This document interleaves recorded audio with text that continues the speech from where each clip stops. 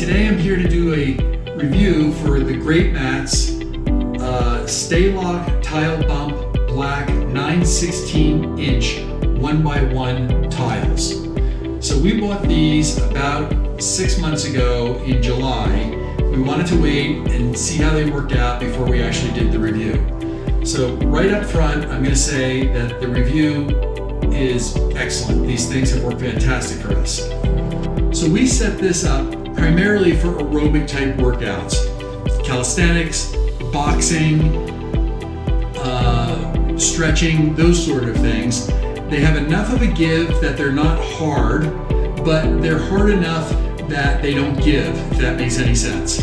So we replaced foam mats that we had tried for a couple of months with these Great Mat tile mats. These things are 1x1, 9/16. They have a kind of a pattern back here that digs into the carpet but doesn't hurt it. These work great. We put these on a basement floor that has about 1-inch padding on it with pretty standard carpet.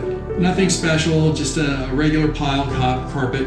The installation is very simple with an interlocking system where they connect together, and we used a simple rubber mallet, and you would put them in, line up the interlocking tabs, and then just